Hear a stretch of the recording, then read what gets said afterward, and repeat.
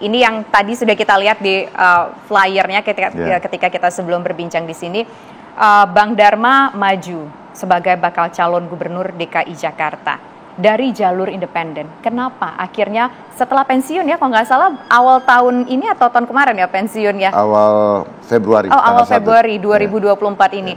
Baru jeda sekitar 3 bulan sudah memutuskan, oke, saya akan maju menjadi bakal calon gubernur DKI Jakarta. Apa sih pertimbangannya? Saya pensiun terhitung 31 Januari. Artinya mulai 1 Februari saya sudah tidak. Dan tanggal 3 Februari saya langsung deklarasi. Alasannya kenapa? Mau maju?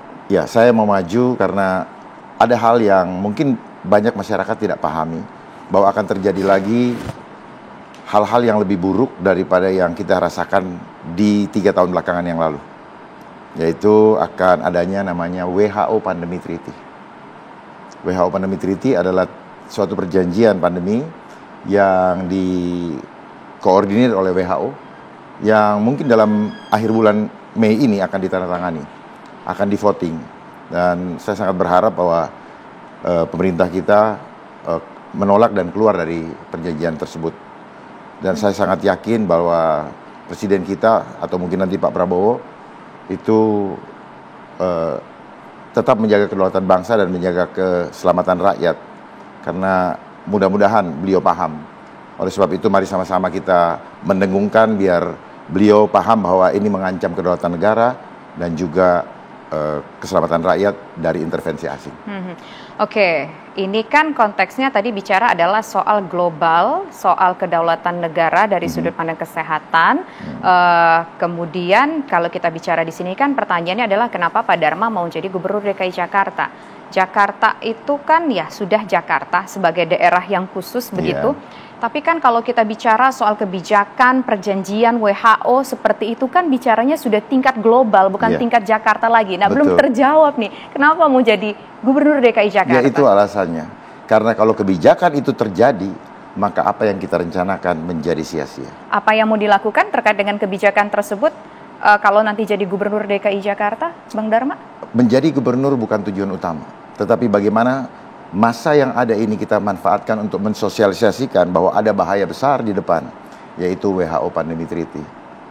Apalah artinya kita merencanakan segala sesuatu, manakala kedaulatan tubuh rakyatnya, kedaulatan bangsanya sudah tidak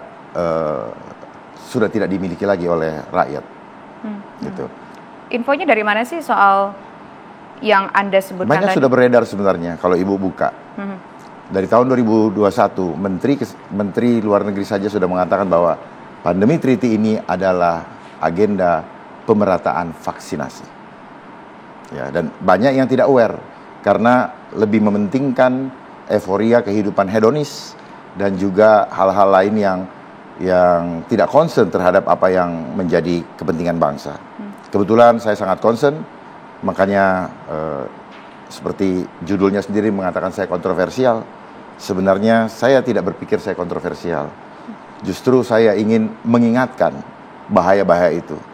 Dan boleh dicek. Sebelum kita bicara soal lebih jauh bahaya dari WHO pandemi, kemudian ada perjanjian-perjanjian yang disebutkan tadi dan juga sempat dinotis kata Bang Dharma tadi oleh Menteri Luar Negeri Ibu Retno Marsudi. Mungkin kita harus jelaskan kepada pemirsa TV yang terlebih dahulu. Apa sih sebenarnya WHO pandemi yang dimaksud tadi itu, Bang Dharma?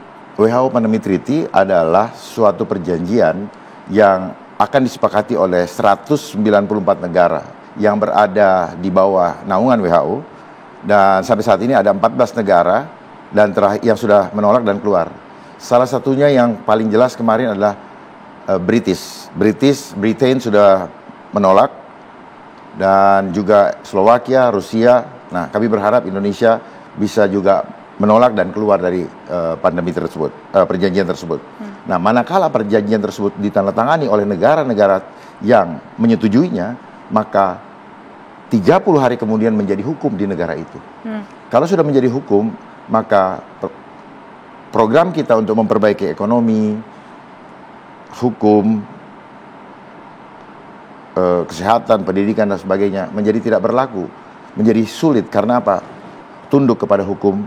Isinya apa? Detailnya isinya apa? Ya, isinya seperti yang saya sampaikan tadi, bahwa segala sesuatu pergerakan tubuh dan juga pergerakan tubuh manusia itu diatur oleh WHO.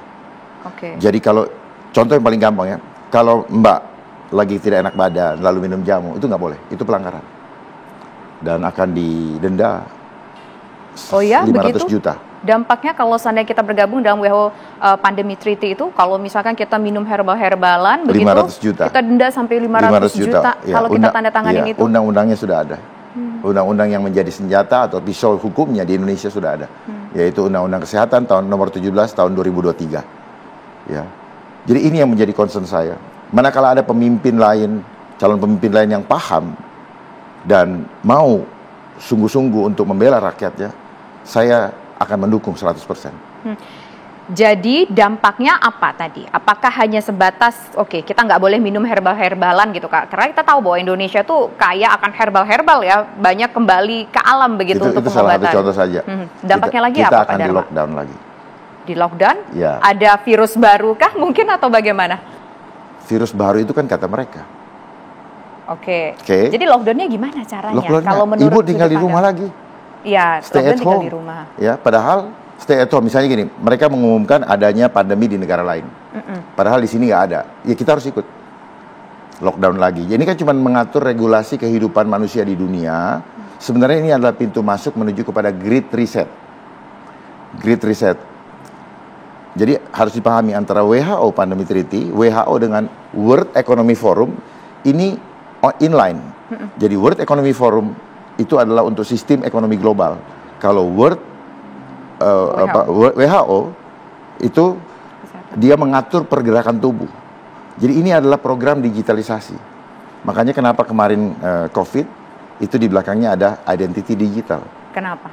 Tulisannya kan COVID, di belakangnya kan ada ID, identity digital. Perhatikan kan, sejak adanya itu kemudian Zoom, terus kemudian percepatan digitalisasi kan, gitu.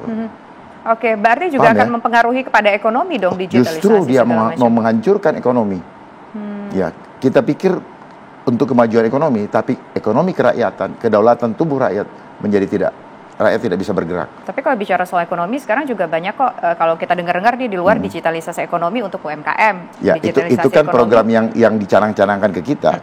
Udang di balik batunya kan kita tidak paham kan. Oke. Tapi begini, ini menarik bicara soal bahwa ternyata fokusnya dari seorang Bang Dharma, tadi pertanyaan awal saya kenapa mau maju ke DKI Jakarta, itu alasan utamanya karena WHO agreement tadi itu, begitu ya? WHO Pandemi Treaty tadi. Nah, kalau begitu sebenarnya goalnya ingin menyuarakan soal bahaya yang ada di sudut pandang Anda tadi, atau sebetulnya ya saya juga pengen loh jadi gubernur DKI Jakarta. Ini dua hal yang ambigu, tapi nanti dijawab usai jeda berikut. Tidak begitu, kenapa jawabannya, penjelasannya sesaat lagi. Pemirsa tetaplah bersama kami di One on One.